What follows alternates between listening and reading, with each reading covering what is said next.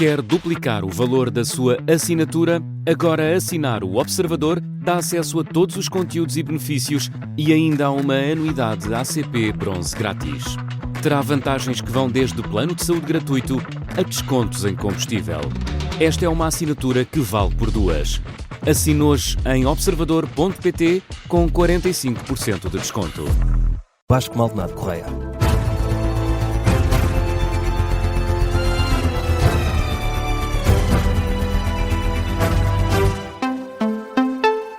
Atualizamos as notícias na Rádio Observador, edição do Vasco Maldonado Correia. Em destaque, as escutas a António Costa na Operação Influencer. A empresária angolana Isabel dos Santos usou o melhor amigo do antigo primeiro-ministro para se queixar do antigo governador Carlos Costa.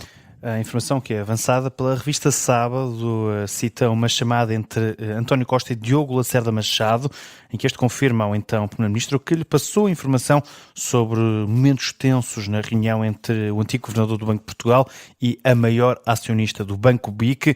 O episódio da reunião, que ocorreu no dia 12 de abril de 2016, é também descrito no livro O Governador, da autoria do jornalista Luís Rosa. Ora, estas escutas surgem no âmbito da decisão de Carlos Costa processar António Costa em 2022, que foi decisão comunicada à opinião pública pelo advogado Alfredo Castanheira Neves.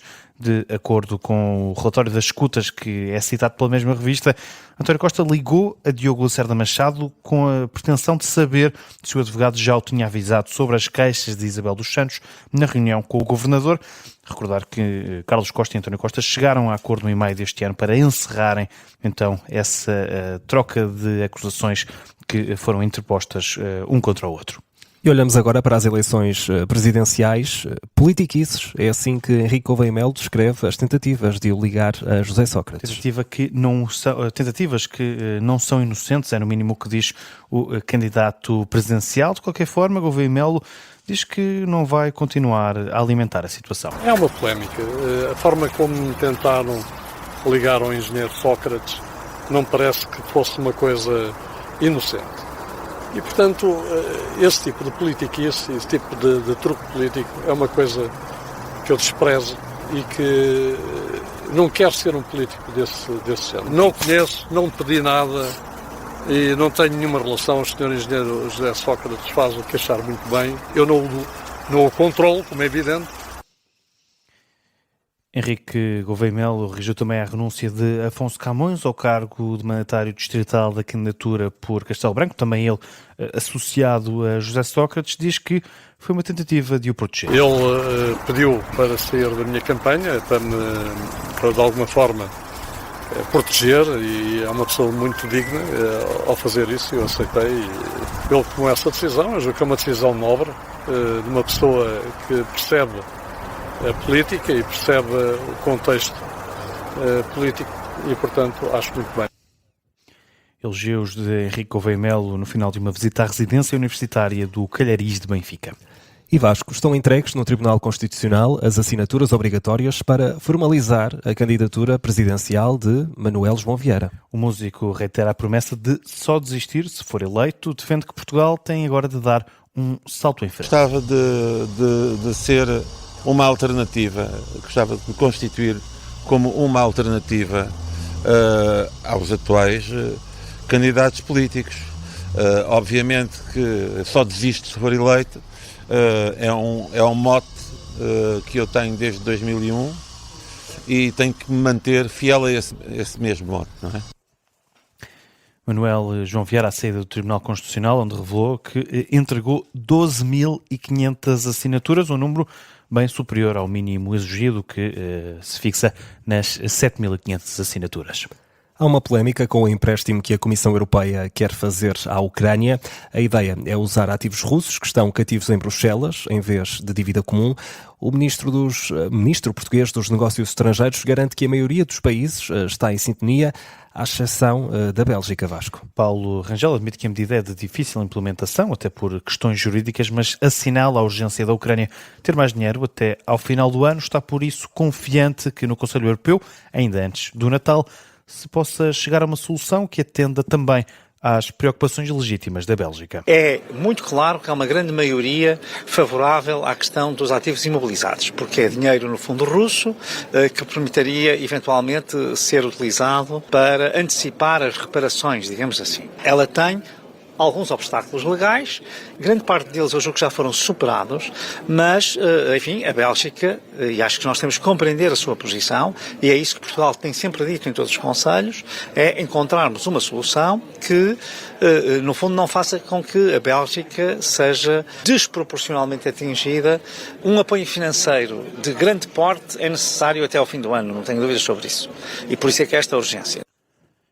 Urgente o apoio à Ucrânia, enfatiza Paulo Rangel em Bruxelas, sendo que também a Presidente da Comissão Europeia, Ursula von der Leyen, já veio assegurar que há fortes salvaguardas para proteger os Estados-membros e atender a estas preocupações.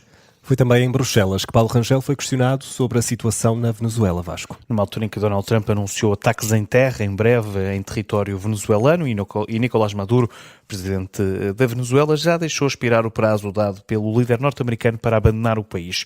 Ora, Paulo Rangel assume estar preocupado. Se quer que lhe diga, isso está nas minhas prioridades de topo. Até agora as informações que nós temos não são de nenhum alarme. A vida em Caracas decorre normalmente, até ao efeito. Nós estamos preocupados, por um lado, com a maior dificuldade de voos, porque isso tem um impacto na vida do dia-a-dia. Claro que há forma de sair e entrar na Venezuela ainda. Nós apelamos a que haja uma resolução pacífica deste diferendo.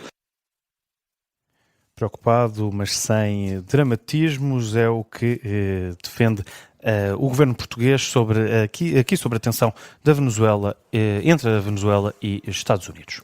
O secretário-geral da NATO responde às ameaças de Vladimir Putin, diz que a Aliança Atlântica está disposta a fazer o que for preciso para se proteger. Ontem o presidente russo já tinha deixado ameaças aos países europeus, avisou que se entrarem em guerra com a Rússia estão sujeitos a uma derrota rápida. Ora, hoje, em conferência de imprensa em Bruxelas, depois de uma reunião negocial com os ministros dos negócios estrangeiros dos países da NATO, Mark Rutte deixa as coisas claras.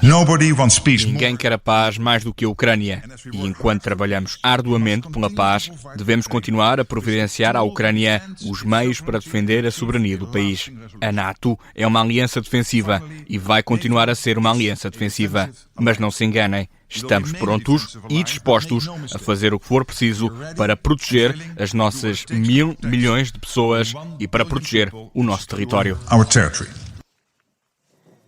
O secretário-geral da NATO elogia o papel dos Estados Unidos e do presidente norte-americano, diz que apenas Donald Trump foi capaz de romper o impasse nas negociações.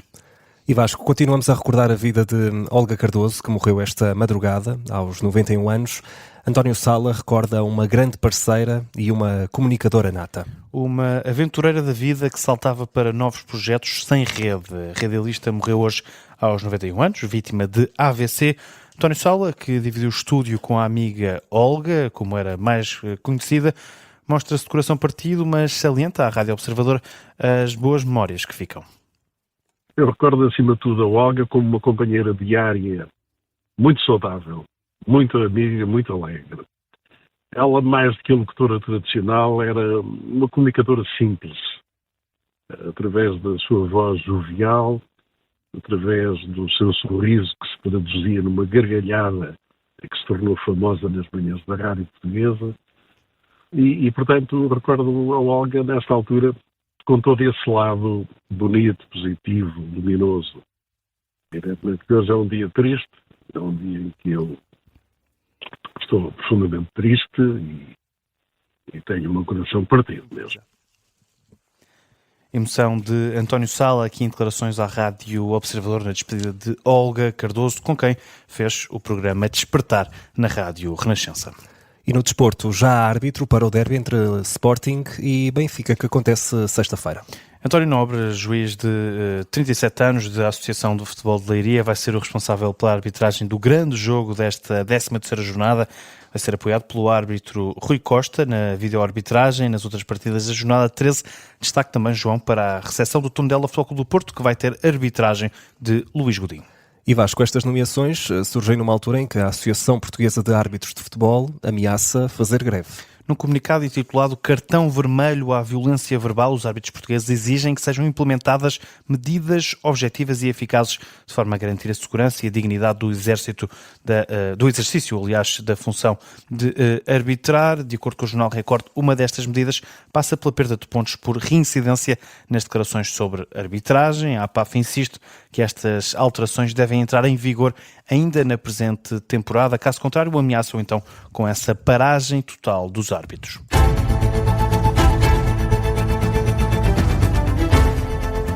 Quatro horas 9 minutos. Vasco Maldonado Correia, que outras notícias estão em destaque a esta hora?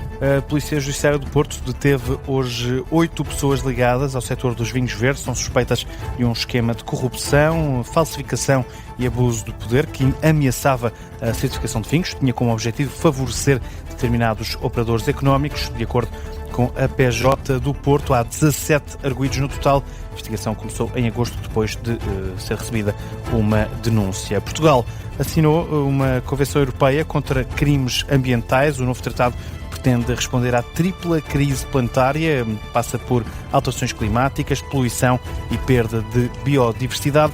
Foi elaborado com contributos da União Europeia e também da ONU, reforça que a distribuição ambiental pode constituir um crime. É o ponto final no Jornal das 4, com a edição do Vasco Maldonado Correia.